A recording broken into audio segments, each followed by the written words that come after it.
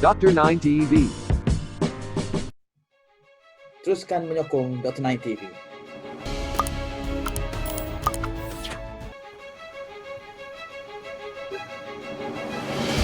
Okay, Assalamualaikum dan selamat pagi semua.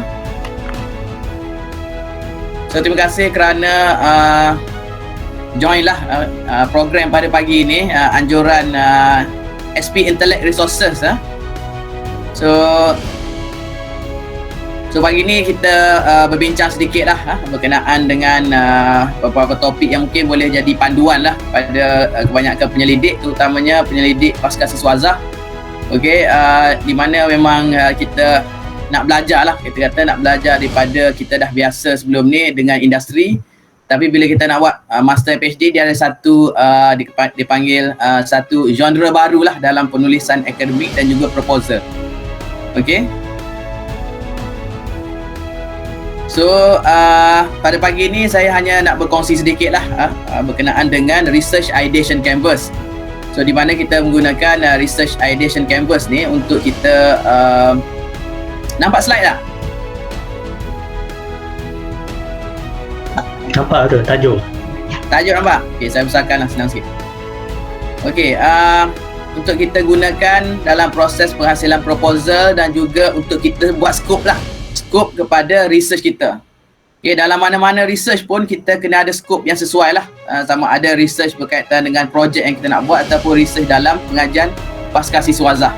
Jadi kalau kata kita tidak berjaya untuk kita buat skop tu betul-betul, kita akan sama ada kalau tak gagal, kita akan lebih masa. Dan ataupun mungkin kita tidak boleh deliver pada time yang kita tetapkan. So jadi Canvas ni lebih membantu kepada macam mana kita nak buat framing kepada research dan innovation kita. Okay. Okay, dengar? Kadang-kadang masalah teknikal sikit. Dengar tu. Okay, so kalau ni bagi respon lah nanti. Okay, kita buat sesi pembentangan sedikit, lepas tu kita ada Q&A lah. So supaya lebih mudah.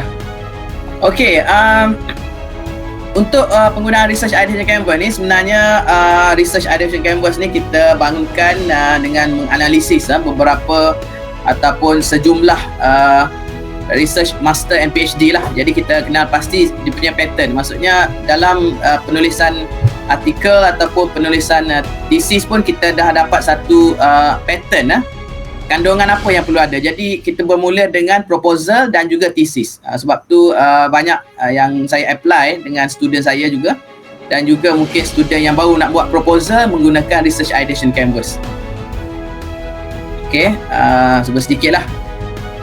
Okay, so sebenarnya Research Ideation Canvas ni, okay, sebenarnya kita gunakan sebagai tools untuk visualize research from strategic perspective. Okay, di mana kita boleh plan terus lah. Maksudnya kita tak dapat kena pasti lagi lah skop kita yang jelas, tapi kita dapat gambaran awal. Maksudnya the big picture about the research yang kita nak buat. Sama ada research untuk postgraduate study ataupun research dalam penghasilan proposal, dan juga proposal untuk research, dan juga dalam penghasilan kita kata research untuk kita mohon grant tu. Okay. So sebenarnya kalau secara definisinya Research Ideation Canvas ni adalah untuk kita kena pasti skop. Okay, di mana the expansion of the knowledge carried out through research kadang-kadang mengalami satu problem lah, kita tak boleh nak identify okay problem dia macam mana, and then bila kita kata ada satu research yang kita nak buat, kita tidak ada proper documentation. Okay, maksudnya documentation untuk menjadikan sebagai asas ataupun skeleton kepada research kita. Jadi sebab tu banyak bila kita guna untuk buat research tu, kita tengok kadang-kadang student contohnya kan datang jumpa saya, kita kadang hari ni datang lain, besok datang lain. Jadi canvas ni dapat kita set terus kita punya agreement research tu, kita nak go into what direction and what the expectation of the research tadi tu. Okay, so a few student pun dah guna. Mungkin kalau ada student saya yang dah graduate, dia boleh join. Saya minta dia join je lah untuk kongsi sedikit lah experience dia menggunakannya, sejauh mana Canvas dapat membantu. Okay, so secara kesimpulannya, that means the canvas ni actually is untuk mapping. Mapping tu between the content, the scope dan juga expectation of the research tu secara gambaran besar. Maksudnya a big picture about your research. Okay. Okay. Tak apa, nanti slide ni saya akan bagilah nanti, senang sikit, jadi nak refer, jadi just untuk kita perbincangan dan perkongsian pada pagi ni je. Okey, kalau kita tengok di sini, canvas ni sebenarnya the architecture of the canvas is uniquely designed for ease of use and flexible and to meet a various complexity of the research idea. So terutamanya dalam kita kata kalau dalam berbentuk scientific tu, kita dah ada satu framing di mana kita buat research tu, kita dah ada satu frame, maksudnya metodologi dia tu dah lengkap katakan. Okey, dah lengkap. Jadi maksudnya kalau dalam bidang social science ataupun dalam bidang IT pun kadang-kadang kita nak scope of the research tu, kita macam nak guna metodologi yang macam mana, okey, nak highlight problem macam mana, and then macam mana kita nak compose the good abstract. Okey, macam mana kita nak compose the good abstract. Okey, sebab melalui abstract tu lah kita akan kembangkan research kita tu. Bermula daripada fasa pertama, level pertama kita gunakan sebagai tajuk dia, dan juga abstract tu sebab menjadi panduan kepada kita untuk kita melaksanakan proses research ataupun aktiviti research yang kita nak buat. So banyak pelajar-pelajar mengenai masalah, dia bila buat halfway dia ada syndrome flip-flop. Okay, syndrome flip-flop ni maksudnya kejap nak buat research A, tiba-tiba nak buat research B. Okay, jadi kalau kita ada canvas ni, kita boleh urus idea dan juga topik-topik research kita tu, scope dan juga kaedah yang kita nak buat untuk menghasilkan sesuatu research dan melaksanakan research, termasuk kita dapat gambaran awal apa expectation daripada research tersebut. Okay, so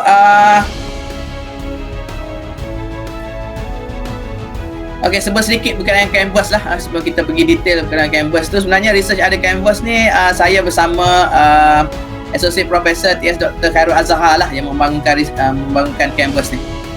And then kita pun struggle jugalah untuk, because kita canvas ni sebenarnya saya rasa mungkin dapat membantu lah. Bagi saya pun canvas ni senang, saya nak organize topik-topik dalam nak menghasilkan artikel dan sebagainya. Okey, jadi mungkin kalau perkongsian ni bagus, mungkin semua yang hadir dalam online meeting ni, jadi boleh kongsi sedikit lah. So kita dapat satu okey, Wan Safra, Dr. Wan Safra, apa khabar? Ini student saya, jadi kita mungkin boleh dengar sedikit pengalaman Dr. Wan Safra ni, macam mana canvas ni dapat membantu dia dalam, orang kata membantu sedikit lah, membantu dalam penghasilan research artikel dan juga proposal, termasuk mengkoordinasikan thesis yang telah disubmit hari ni. Okey, sebelum tu tahniah kerana dah dapat job di UiTM. Okey, teruskan Dr. Wan Safra. Okey, boleh bagi feedback sikit Dr. Wan Safra ni.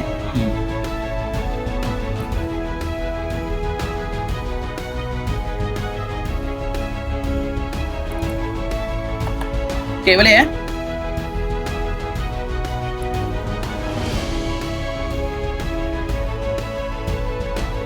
Okey, tak apalah, boleh type kat situ lah dulu. Rasanya mungkin mic ni ada problem.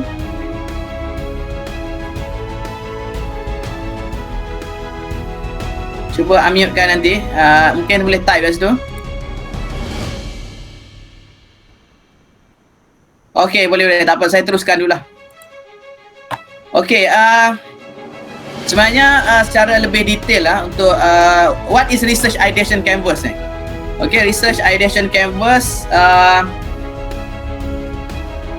is a great tool for researcher to visualize complex research and innovation idea from strategy perspective. Macam saya cakap tadi lah, macam mana kita nak strategize research kita daripada awal kita buat, ataupun mungkin kita dah buat separuh, kita nak organize balik apa yang telah kita buat dan juga apa yang kita akan bakal buat, dan apa expectation yang diharapkan daripada research kita tersebut.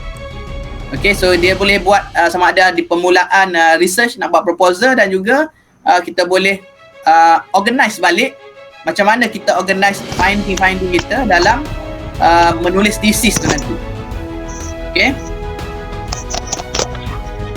Okay, ni dah ada mic ni, siapa ni? Okay, dah architecture canvas kita dah tengok macam mana kita nak organize research kita dalam bentuk akademik dan juga dalam bentuk penulisan artikel. Okay, so sebenarnya saya dah design template untuk canvas. So nanti mungkin di akhir bengkel ataupun di akhir perbincangan kita pada pagi ini, mungkin saya akan bagi link lah untuk isi. Mungkin yang tu di peringkat awal, tetapi mungkin boleh jadikan panduan lah untuk kita semua. Okay, sebelum tu ada soalan?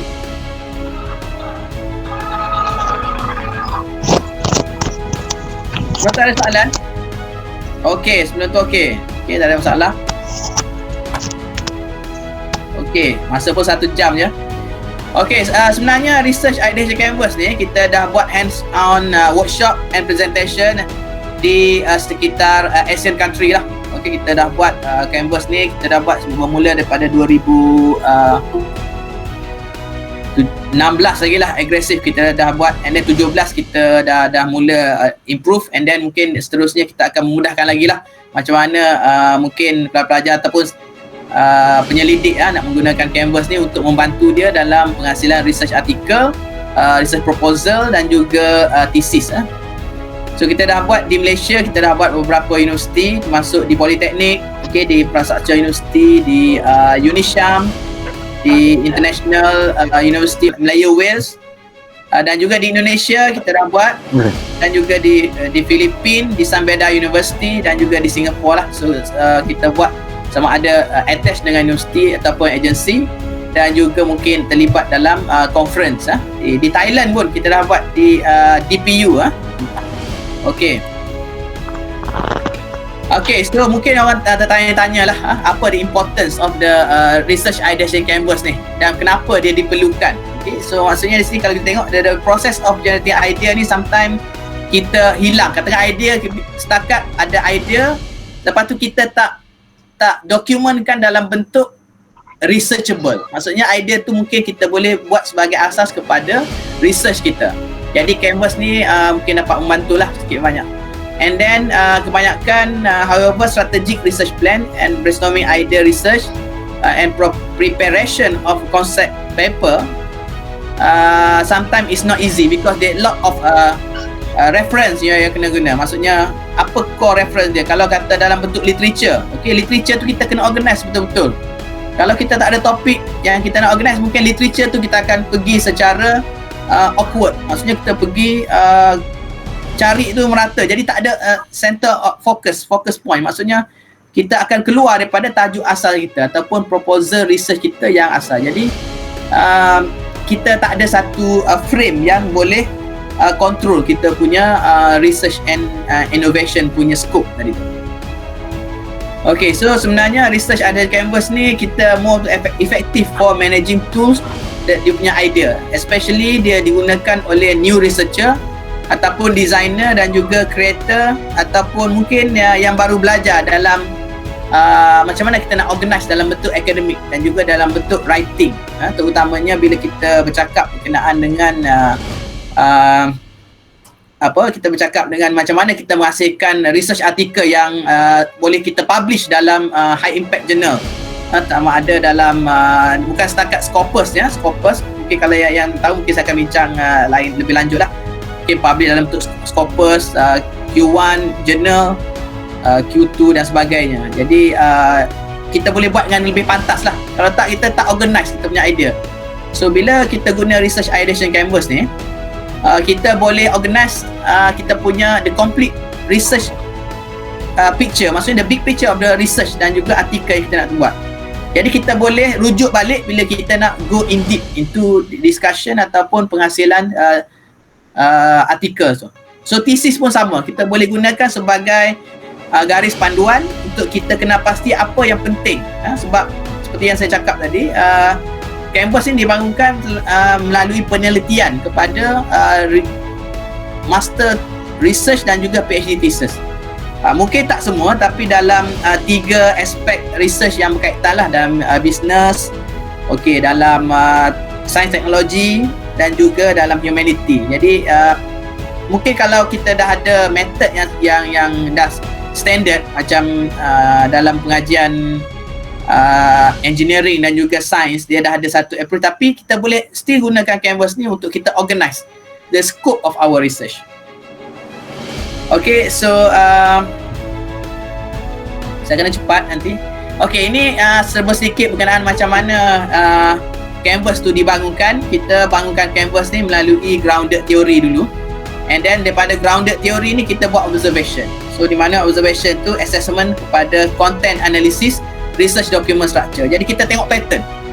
Okay, pattern apa yang biasa digunakan, apa yang menjadi satu norma kepada penulisan sesuatu research artikel dan juga thesis tersebut. And then daripada penelitian tersebut kita dah kenal pasti the pattern, and then kita membangunkan the canvas itu sendiri, melalui beberapa thematics lah, secara thematics. Jadi kita boleh kenal pasti apa komponen kandungan yang kita perlu tulis ataupun yang perlu ada sebagai checklist kita dalam penghasilan research artikel dan juga proposal, termasuk untuk compose the thesis ataupun untuk menulis thesis tersebut. Dan juga kita go through a few validation lah. It's not actually a validation, but we have to verify through expert judgment interview and focus interview discussion. That means kita get feedback daripada those researcher ataupun scholar yang experience dalam penghasilan research dan juga paper tersebut. Okay, so the novelty dia, research ni sebenarnya kita boleh tengok, actually yang paling utama sekali adalah untuk provide a solution to postgraduate and novice researcher. Kita tahulah kalau postgraduate dengan novice researcher ni, dia kadang-kadang dia still learning. Maksudnya dia tak tahu kita kata dia still belajar lagi apa komponen nak tulis tajuk, nak tulis abstract dan juga proposal tu pun memang kita kata perlu bimbingan lah. Jadi dengan penghasilan Canvas ni kita boleh bagi sedikit panduan. Kalau tak nanti penat, supervisor tu pun nak explain. Kadang-kadang kita pelajar ni ada berbagai, ada yang laju, ada yang mungkin belajar macam saya pun agak slow sedikit lah untuk memahami research ni. Sebab saya di industri lebih kurang 10 tahun, jadi nature tu lain lah. Nature tu lain, maksudnya kita lebih kepada project dan juga reporting. Jadi bila kita menulis artikel research ni, terutama dalam postgraduate dan juga research report ni, dia ada satu standard dia. Jadi pembangunan Canvas ni kita cuba kena pasti standard yang digunakan dalam penghasilan thesis, research artikel dan juga research proposal. Jadi bila kita nak buat apa-apa research pun kita refer benda ni supaya menjadi satu framing dalam minda kita. Jadi itulah harapan saya. Okey, ini sebenarnya impact dia. Okey, kalau kita tengok impact dia adalah untuk encourage research and innovation strategic thinking. Jadi pelajar tu nampak daripada awal sehingga akhir apa yang dia nak capai. Maksudnya kita boleh dapat gambaran secara menyeluruh apa yang kita nak buat dalam research kita. Okey, impactnya terutamanya adalah kepada postgraduate teaching, learning and supervision. So supervisor pun boleh gunalah Canvas ni untuk kita nak memantau kan pelajar-pelajar kita, okey, di fasa mana dan juga apa perubahan yang berlaku secara konseptual kepada research tersebut. Sebab supervisor ni banyak student, jadi student ni research dia lain, jadi maksudnya dia kena ada satu panduan lah. Sebenarnya bila macam saya sendiri pun dulu semasa saya buat PhD pun, bila kita tengok kadang-kadang kita jumpa supervisor tanya kita buat yang macam mana ataupun apa yang kita buat, apa progress kita. Jadi dia pun tak berapa ingat lah sebab banyak student kan. Okay. Satu lagi untuk systematic approach untuk strategic planning for research activity, itu satu lagi. And then seperti yang saya cakap tadi lah, understanding the clear picture of the research. And then the most important thing, kita simplify the complex research idea. Kadang-kadang kita fikir terlalu kompleks, kita tak start lagi research. Jadi kita bermula dengan the smallest unit of the research idea, kita panggil nano research. Okay, nano research idea. Nanti saya bincang lah nanti. Dan kita kembang kepada micro idea research, lepas tu dengan mini research nanti.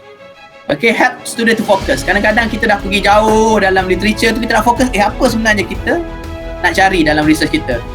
Jadi kalau kita tak ada framing macam ni, agak tersasar lah. Mungkin pengalaman saya pun macam tu, agak tersasar. Dan juga kita, satu lagi yang penting, yang saya rasa boleh menjadi panduan juga, can minimize communication gap between supervisor and the student.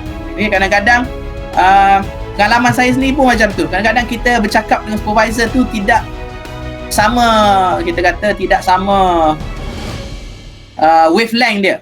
Kita cakap macam ni, dia faham macam lain. Jadi kalau kita ada Canvas ni, diharap dapat mengurangkan jurang komunikasi antara supervisor dan juga pelajar tersebut lah. Okay,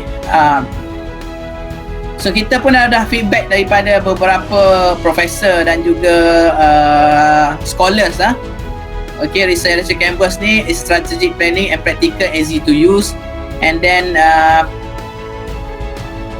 research addition Canvas ni juga dalam sesuai untuk novice researcher, and then can simplify the thoughts of the researcher. Maksudnya kita dah ada idea, kadang kita tak boleh nak terjemahkan dalam bentuk writing. Jadi Canvas ni dapat membantu sikit sebanyak untuk kita mengeluarkan sikit idea kita tu dalam bentuk researchable punya nature, ataupun dalam bentuk kita boleh kita boleh rujuk untuk kita buat research kita. Okay. Ini pun beberapa feedback lah daripada director daripada yang menguruskan postgraduate lah. Okay. Ini pun salah satu research feedback daripada Canvas. So mostly daripada postgraduate center lah. Okay, kita pun telah dapat intellectual properties untuk Canvas ni. Jadi kita boleh gunakan lah sebagai satu rujukan. Okay, sebelum saya teruskan, Canvas ni juga telah menerima beberapa recognition lah daripada higher learning institution dan juga pameran inovasi okay, di peringkat kebangsaan dan juga di peringkat antarabangsa. Okay, ini layout yang pertama Canvas. Kita pergi pada Canvas. Ini first draft yang saya dan co-researcher saya buat. Okay, kita bermula macam mana daripada analisis dokumen tersebut. Kita kena pasti komponen-komponen. Komponen-komponen, kita ada working title, and then benda ni sebagai asas lah kepada pembangunan Canvas tu. Okay, itu bermula daripada 2015 lagi. Okay. So ini basically the Canvas. So kita tengok the Canvas tu, sebenarnya kita study about the Canvas ni, kita tengok macam saya cakap adalah kita ada smallest unit of the research idea kita fokus kepada nano idea. Okay, normally nano idea ni dia ada 3 komponen lah. Okay, especially benda yang penting tu, okay, topik kita dan juga method yang kita nak buat dan apa janji kita. Okay, janji kita untuk kita selesaikan research kita tersebut. Itu adalah komponen asas kepada research title, maksudnya nano idea tu, yang kecil tu. Saya panggil nano ni sebab dia kecil. Nano orang tahu benda tu kecil. Okay, dan kita kembangkan lagi research idea kita tu melalui abstract. Okay, abstract ni kita tengok mikro idea kita. Okay, maksudnya kita besar sedikit. Nano ni kecil, mikro besar sedikit. Okay, so dalam abstract ni sebenarnya kita combine beberapa komponen, kita summary-kan dalam 7C, 7 lautan tadi tu. 7C, 7 element of abstract. Maksudnya 7 lautan dan 7 benua dan sebagainya. Jadi kita ada komponen-komponen yang kita boleh rujuk untuk kita menghasilkan satu abstract ataupun micro idea yang saya tak kata lengkap, saya kata mempunyai komponen-komponen yang asas dalam penulisan research artikel dan juga dalam penulisan thesis tersebut. So kita ada background, and then F1 kita literature review, problem, research question, objective, methodology. Semua ni basic je, cuma kita nak letak kat sini supaya kita boleh rujuk dari masa ke semasa agar kita tak lost ataupun hilang fokus kepada research dan kajian kita tersebut. Okay, ada lagi nak masuk ni? Saya cuba accept lagi. Kalau ada lagi nanti boleh accept. Okay, gelap sedikit Okay, kita pergi detail lagi dalam Canvas tersebut. Okay, bila kita nak buat Canvas ni, kita tengok research working title tadi tu. So pelajar-pelajar boleh buat nantilah, ataupun mungkin penyelidik-penyelidik boleh buat. Okey, apa research working title kita? Kalau dah ada research title tu, letak je, cuba tengok balik ada tak memenuhi komponen tersebut, komponen 3 yang saya cakap tadi. Okey, dan juga abstract tadi tu. Okey, ada tak komponen ni? Sebab komponen ni adalah komponen yang generic lah, mungkin kurang dan mungkin lebih. Jadi yang idea yang saya tengok berdasarkan kajian saya ataupun berdasarkan penelitian saya kepada abstract dan juga research work, dia ada 7. Okey, susunan dia mungkin tidak mengikut susunan, tetapi komponen tu ada di situ. Tak apa, nanti kita tengok balik macam mana Canva, ataupun boleh buat penelitian sendiri, abstract ataupun executive summary daripada research report dalam bidang masing-masing nanti. Okey. Ini the complete maksudnya panduan dalam research ideation canvas ni. Tak apa, nanti saya akan kongsi deh. Kalau boleh tengok, kita bincang sedikit lah. Kalau nak pergi detail yang ni mungkin kita ambil masa yang lama lah.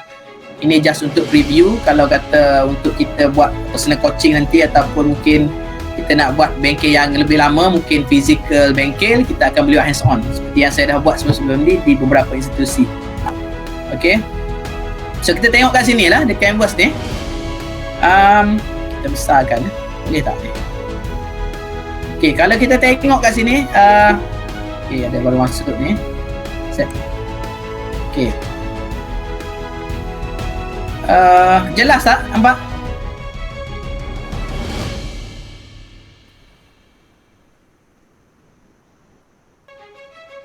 Jelas. Okay, saya boleh ya?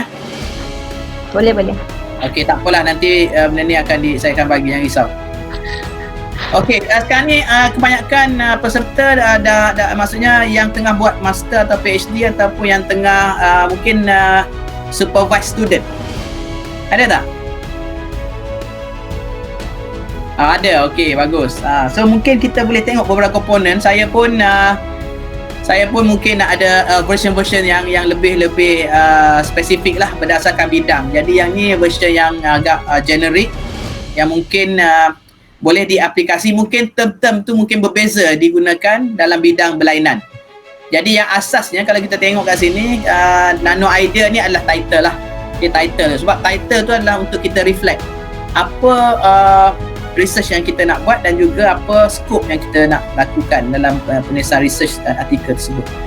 Okey, yang pertama mungkin kita pergi detail sedikit. Saya rasa yang ni penting jugalah supaya mungkin kita dah ada satu framing sebelum kita pergi topik.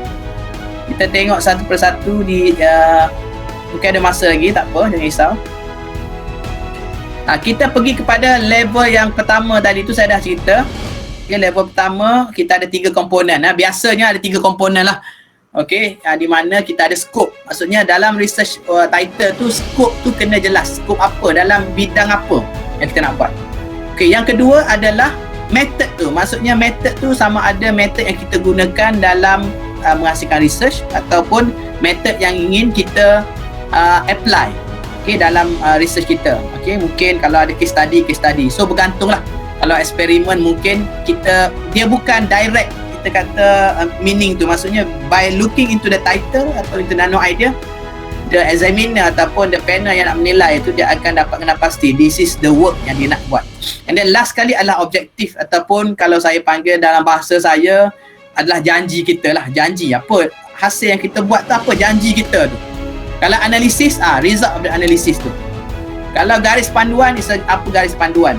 Okay, kalau kata finding baru, katakan the factor yang kita jumpa. So kena ada juga dalam working title tersebut. Itu saya tak boleh pergi lanjut lah sebab benda tu adalah generic kepada bidang masing-masing atau research masing-masing. Okey, untuk layer yang pertama ni kita tengok nano idea, micro idea. Okey, yang kedua. Okey, level kedua dalam research idea ni kita ada micro idea.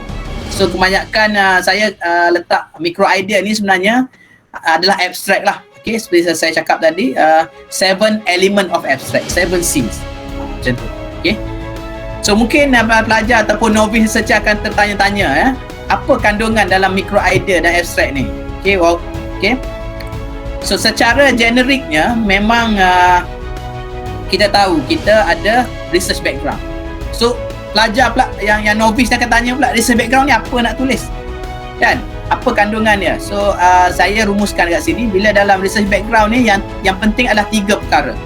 Iaitu teori, key concept dan juga literature. Okay, literature yang boleh menjurus kepada kajian kita tu.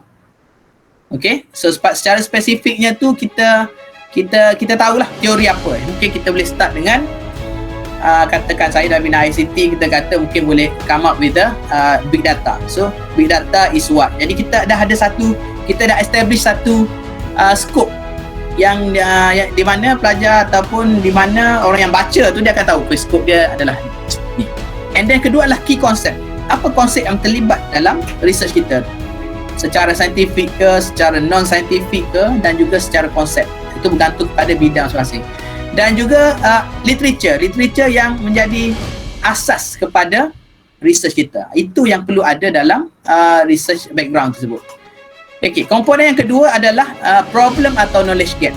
So orang tanya pula apa dia problem dan knowledge gap ni? Okey. Dia sedang je. Kita jangan fikir secara, sebab kita baru daripada tajuk kita nak kembang kepada abstract itu. Yang penting adalah critical issue. Apa yang kritikal dalam research kita ataupun dalam industri ataupun dalam bidang yang kita nak kaji tu, apa yang kritikal dia. Okey, critical issue. Mungkin research tu tak banyak orang buat ataupun research tu ada kelemahan ataupun ada ruang yang kita perlu isi. Okey, apabila satu lagi, apabila komponen yang kedua, apabila kita tengok critical issue, sama ada isu tu bersifat lokal ataupun bersifat global. Nah, itu yang kita kena pastilah. Jangan pergi dalam lagi sebab kita tak tahu lagi. Ini kalau di peringkat awal. Kalau di peringkat akhir kita mungkin boleh tambah lagi sebab semua dah tulis kan, dah go through all the process, dia dah ada. Tapi kalau yang belum lagi nak buat proposal ataupun baru di peringkat cadangan, kita jangan limit terlalu kompleks. Kalau tak kita jadi tak tempat terfikir lah. Okay. Komponen yang ketiga adalah motivation. Okay, motivation ni kita boleh consider sebagai objektif lah. Okay. Okay, objektif. So objektif ni kita kena cari apa yang motivate you. Okay, this research what the expected outcome, apa the aim of your research tadi. Okay, and why you conducting the research, and then mungkin objektif dan juga apa yang menjadi satu pencetus kepada research yang nak buat ni. Sebab motivation dan objektif ni boleh determine the value of the research tadi tu. Semua boleh buat research macam-macam. Okay, research apa saja research kita boleh buat, cuma sejauh mana research itu memberi impak dan juga ada value kepada mungkin penyelidik, kepada komuniti dan juga kepada industri. Itu yang penting. Okey, sebelum saya teruskan, ada soalan? Okey, tak ada. Ada soalan boleh tanya? Okey, kalau tak ada saya teruskan. Okey, dalam abstract tu juga kena ada metodologi. Okey, kalau dalam abstract tu tak ada metodologi ataupun sebarang statement yang menerangkan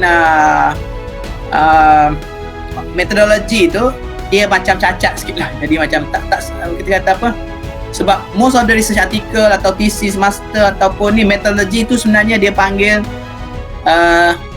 literature, metodologi dia panggil orang kata apa, kita kata backbone lah, bukan backbone, to make sure your research tu is orang kata apa, research tu dilaksanakan dalam kaedah saintifik yang diterima pakai oleh semua ataupun diterima pakai secara saintifik dia. Kalau literature dipanggil backbone of the research. Okay, and then methodology ni dia panggil the heart lah, the heart of the research. Saya boleh bagi analogi macam tu. Okay, sebenarnya metodologi ni senang je. Okay, how research was be conducted, itu kalau dah buat. Kalau tak buat lagi, how the research will be conducted. Dia beza tu. Okay, and dalam metodologi ni sebenarnya explain the process of the research saja. Method teknik yang kita pakai saja, itu saja. Satu statement ataupun satu ayat atau dua ayat saja. Itu dalam level abstract. And then seterusnya adalah result. Okay, result ni sebenarnya kita highlight the most significant an important result, okay, from the outcome of your research activity tadi. Apa yang kata the main focus of the result secara rumusannya itu abstract. Okay. Yang seterusnya adalah discussion. Okay, discussion ni penting di mana kita kena extract the most relevant discussion in the content of your research. Okay, sebab kena ada discussion sikit supaya kita nak post our idea dalam abstract tu supaya solid. Kalau tak ada discussion, benda tu dia akan jadi some sort like reporting saja. Itu kena buat bengkel lain lah supaya lebih detail macam mana kita nak buat. And then conclusion. Okay, conclusion. So conclusion ni sebenarnya komponen yang asas dia adalah you highlight the most significant finding dan juga contribution termasuk benefit and usefulness of your study. Itu saja. You kena ada framing macam ni dalam buat abstract supaya benda tu secara normal you boleh buat secara nature macam tu. Tak apa, lama-lama you akan biasa dengan benda. Okay, ada soalan? Ada soalan? Okay, kalau tak ada saya habiskan dulu, nanti mungkin kita terbuka kepada beberapa soalan nanti untuk kita bincang. Okay. Okay, kalau kita tengok the canvas ni, kita tengok sebenarnya ada beberapa komponen kat sini yang boleh menjadi panduan dalam penghasilan mini thesis. Okay, mini idea. Maksudnya kalau kita tengok secara menyeluruh dalam projek, dalam program pembangunan ataupun pengajian pasca siswazah ni, sebenarnya kita ada beberapa level dalam penulisan artikel dan juga thesis ataupun research. Satu level pertama kita panggil nano idea tadi tu, tajuk. Okay, yang kedua adalah micro idea. Yang ketiga adalah level ketiga adalah mini idea, mini research. Maksudnya artikel. Okay, kalau kita buat thesis pun artikel tu dia panggil mini thesis. Okay, and then thesis yang sebenar ataupun research yang sebenar tu adalah buat research paper ataupun artikel complete thesis yang kita hantar untuk dapat accreditation atau untuk dapat tadi tu master atau PhD. Jadi dia ada go through level ni. So saya dah tengok berdasarkan penelitian saya setakat inilah, dia ada 4 level tu. Jadi kita tak adalah bila kita come up with the research idea tu dia hilang macam tu je. Kita letak dalam bentuk yang kita boleh rujuk dan kita boleh sambung ataupun continue dalam proses yang seterusnya. Okey, kita pergi secara ni. Kalau kita tengok background pula, kita kembangkan lagi daripada abstract tadi kepada mini idea kita. Kita sebenarnya untuk kita set minda kita supaya kita tidak exhausted ataupun kita sempat dalam minda kita adalah 3 research idea yang sesuai tadi. Okey, kita tengok kat sini sebenarnya dalam background dia kena ada some literature lead to the ideation of your research.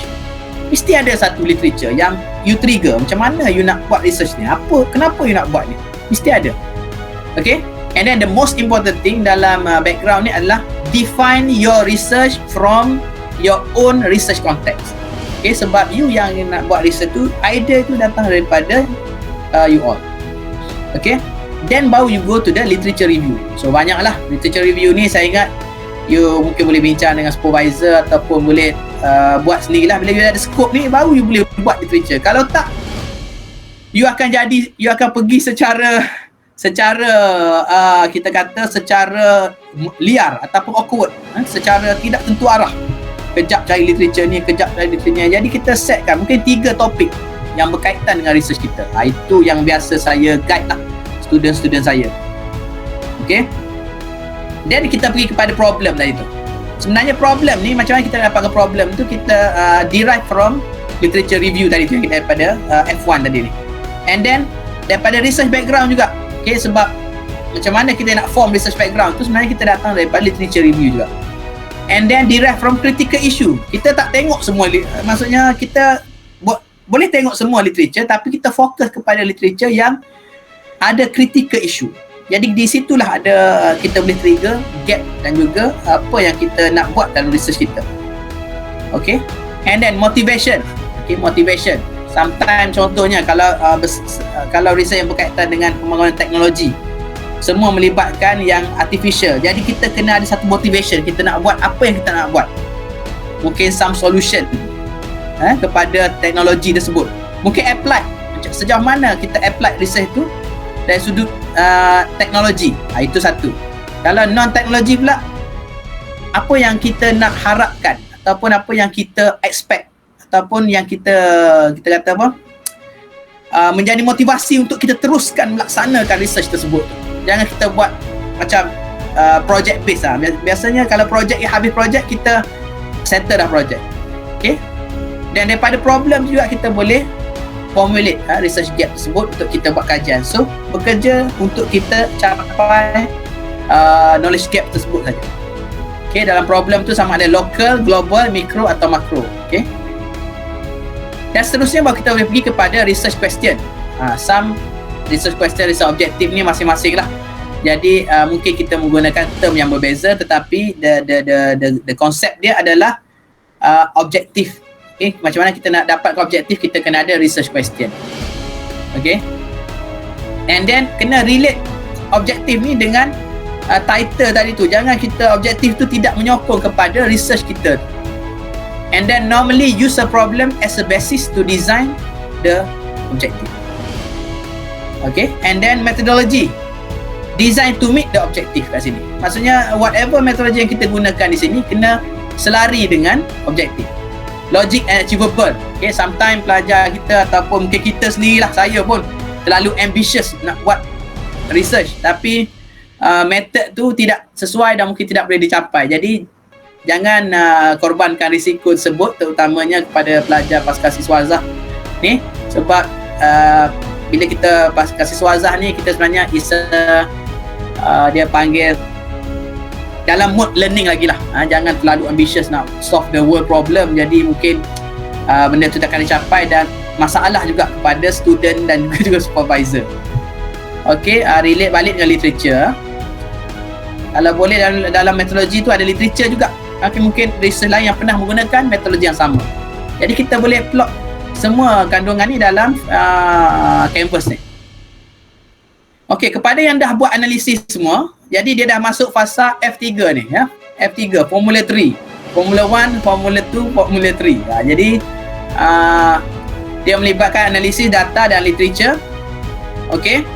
Jadi bila dah dapat semua ni, result ni, ini antara kandungan dan juga garis panduan yang kita boleh buat. Kalau result ni pelbagai lah. Kita kata banyak result. Mungkin dari aspek data sahaja, mungkin projek dan mungkin perbandingan dan sebagainya. Jadi format of reporting ni mungkin salah satu daripada yang saya senaraikan di sini. Dia panggil mungkin result of the research kita mungkin empirical. Pembandingan empirical untuk nak mengesahkan sesuatu fenomena dan sebagainya. Mungkin research kita tu adalah exploratory. Kita explore. Okay, kita explore dan sebagainya. So kalau mungkin result tu lebih kepada design. Apa yang kita design, cadangan. Mungkin juga result kita itu mungkin guideline dan sebagainya, teori dan konsep dan sebagainya. So yang tu bergantung kepada jenis research yang dilakukan. Dan result tu mungkin kita terjemahkan dalam bentuk kuantitatif dan kualitatif, dan juga mungkin ada mixed method dan sebagainya. Yang paling penting dalam result tu adalah data yang kita collect tu kita kena blendkan ataupun kita akan buat sekalikan dalam bentuk termasuk method dan juga design tu. Kita kena mixkan benda tu. Okey, barulah benda tu nampak jelas. Okey, discussion. Discussion ni sebenarnya actually kenapa saya letak di tengah-tengah ni is a bridging. Bridging di antara result dan conclusion. Okay, di mana bila ada discussion ni kita boleh post idea kita lah, maksudnya hasil daripada research kita yang beberapa tahun tersebut. Okay, kita boleh alignmentkan discussion kita towards conclusion. Okay, yang penting adalah objektif, problem dan background tu dia kena selari. Okay, dan conclusion pula kat sini kita tengok is a mapping. Macam mana kita nak mapkan discussion dengan result, method dengan objektif, problem dengan research, background. Okay, di mana daripada gap tadi yang kita jumpa tu, kita dah come up with something, finding kita. So macam mana finding kita tu kita nak buat conclusion untuk kita plug in balik. Maksud saya kalau plug in ni maksudnya kita kan ruang gap yang kosong tadi tu, yang kosong dalam background, dalam literature tu, hasil daripada research kita tu kita nak masukkan balik dalam body of knowledge tadi tu, supaya boleh diteruskan research tersebut ataupun kita boleh solve some of the problem. Okey, dalam conclusion tu juga mungkin kita kena ada significant contribution yang kita nak highlight kat situ. Yang penting kita kena highlight the beauty of your finding. Okay, highlight the beauty of your finding. Maksudnya apa yang menjadi keunikan research kita tu. Okay, and then benefit biasanya kepada organisation, researcher dan juga kepada community. And then jangan lupa juga dalam conclusion tersebut tu mungkin kita kena ada limitation of the study, supaya benda tu kita sebenarnya kita nak limit lah dalam proses research ni. Kita tak boleh, research ni memang tak habis, kita buat. And then bila kita dah set limit, kita akan highlight juga the future direction, supaya penyelidik yang akan datang ataupun mungkin orang yang dah review paper kita, dia nak sambung lagi kerja kita. So saya rasa itu serba sedikit lah kenaan dengan Canvas. Saya tak boleh bagi detail sebab mungkin ada soalan kita buka kepada Q&A. Masa pun dah dekat pukul 11 ni. Okay, so mungkin saya nak invite Dr. Wan Safra untuk beri feedback sedikit sejauh mana Canvas ni berbantu. Okey, boleh. InsyaAllah. Saya setakat yang saya mampu lah, Doktor. Okey, boleh. Okey, kalau ikut pengalaman saya, masa saya menulis thesis, jadi bila kita ada research ideation canvas ni, kita dah ada macam general idea lah daripada apa yang kita nak tulis dekat dalam thesis kita tu. Sebab kalau ikut dalam canvas tu sendiri pun, kalau kita refer tadi pun dia ada macam-macam komponen kan. Jadi dari situ kita boleh start dengan general idea dulu. Kemudian kita dah boleh pecah-pecahkan kepada sub-sub topik, and then kita pecah-pecahkan lagi mengikut flow yang diperlukan lah untuk pastikan kita punya research tu dalam konteks yang betul dan dalam fokus research kita. So that bila kita ada canvas ni, mudahlah kita nak menulis, and then kita nak pecahkan idea kita. Dan macam doktor cakap tadi, kena make sure benda tu kena tally lah dengan kita punya objektif, kita punya method, make sure systematic, and then analisis apa yang kita nak guna pakai, and then in the end nanti kita akan buat result, discussion, lepas tu last kali kita conclude lah. So bila kita ada benda ni, kita mudahlah kita nak menulis, nak tulis artikel pun senang, nak tulis thesis pun senang. Tu ikut pengalaman saya lah. Okey, terima kasih. Okey, terima kasih Dr. Wan Safra. Okay, sama-sama. So Dr. Wan Safra pun terlibat itu kan untuk peringkat bahan 3 minute thesis kan. So ada tak apply ataupun get some guideline apa? Ya. Ada sebab saya memang ada refer jugalah pada canvas ni untuk nak buat slide 3 minute thesis tu, kita hanya perlukan satu slide saja. So kita macam mana kita nak combinekan benda tu dalam bentuk satu slide. So yang tu memang kita kena ada kreativiti lah untuk kita nak susun kita punya idea dekat dalam satu slide. Dan saya present dalam masa 3 minit benda tu. Okey, terima kasih Dr. Wan. So tahniah jugalah. Okey, dah di UiTM InsyaAllah dia kata cenderung lagi nak harap boleh guna juga campus ni nanti bantu kita belajar. Okey saya akan lupa pada canvas lah insyaAllah. Okey terima kasih. Okey Assalamualaikum. Okey, so mungkin kita nak buka soalan sedikit lah. Soalan mungkin daripada peserta-peserta postgraduate coffee talk ni hari ni. Ni pun dah lebih ada masa pun, mungkin ada soalan ataupun saya baca soalan di chat singkat ni. Okey.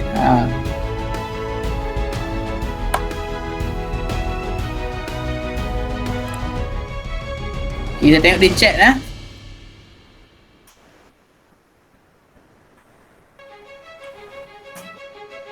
Mana chat Okey.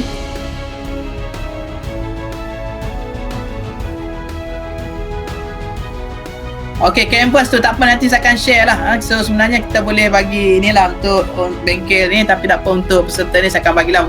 Boleh guna, tak ada masalah, cuma acknowledge kita lah. Itu saja. Sebab bila kita IP macam ni, jadi benda tu boleh digunakan. Lagi banyak orang guna, lagi bagus lah sebenarnya, sebab dia lebih pada copyright. Okay, so kalau kata nak buat bengkel ke nanti di yang lebih spesifik, hands on, mungkin boleh buat lah, organize dan jemput saya untuk saya terangkan lebih lanjut lah dengan Canvas ni.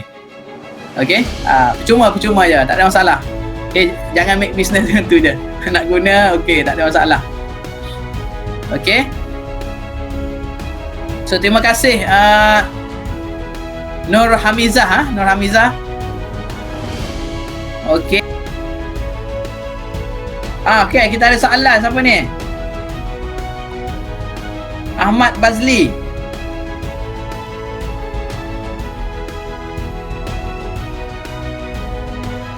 Untuk bengkel lanjut tu bila? Bengkel lanjut tu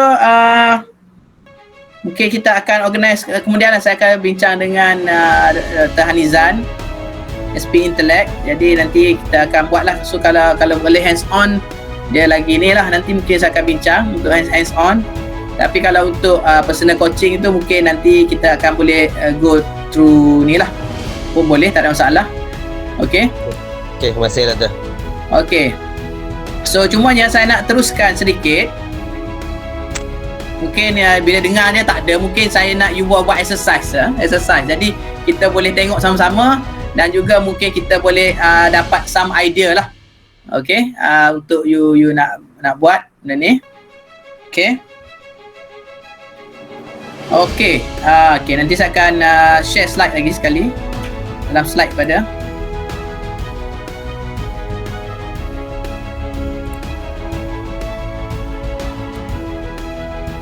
okay.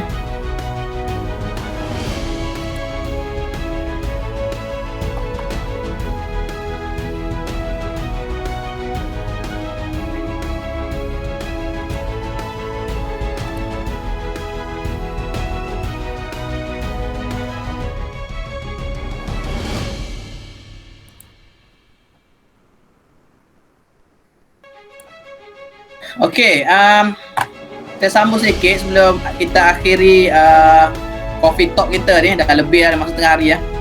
Okay, so sebenarnya saya dah buat a basic form lah, basic form untuk research ideation canvas ni.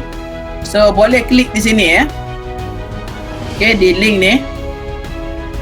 Okay, so boleh isi secara asas lah.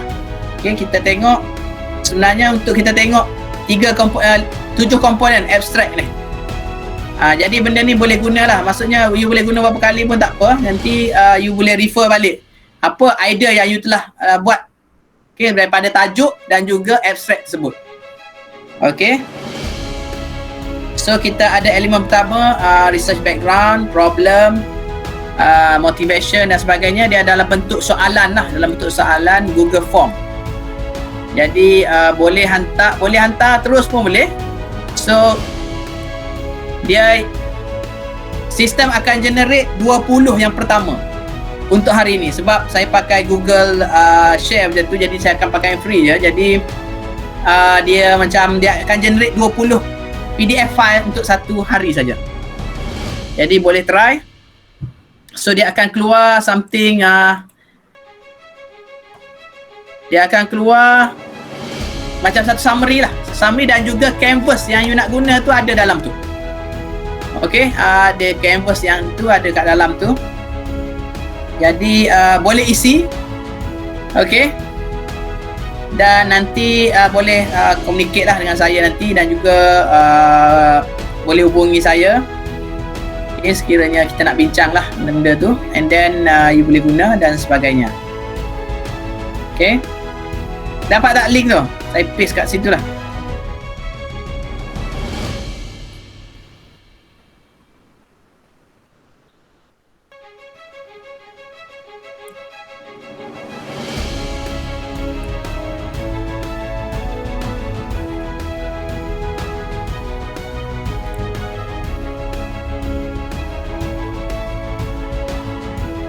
Okay, boleh isi. Okay, sebenarnya saya nak buat sistem tapi kita dalam proses lagi, jadi kita boleh tengok lah. Okay, supaya harap dapat membantu. Okey, saya rasa sekadar itu saja untuk sesi pada pagi ni. And then sebelum tu kalau kata kita nak buat potential collaboration ke nanti mungkin di agensi ataupun di syarikat ataupun di mana-mana saja, kita boleh buatlah collaboration untuk kita bincang macam mana kita boleh gunakan Canvas ni untuk bantu para pelajar, dan juga boleh hubungi saya lah, okay, dalam konteks tersebut. Okay, so akhir kata saya rasa kalau tak ada soalan, terima kasih atas perhatian dan juga masa yang diluangkan untuk sesi perbincangan kita pada pagi ini. Mungkin kita akan sambung dalam sesi kuliah yang akan datang. So terima kasih pada semua peserta. Assalamualaikum warahmatullahi taala wabarakatuh dan selamat maju jaya. Okey. Assalamualaikum. Dr. 9 TV. Teruskan menyokong Dr. 9 TV.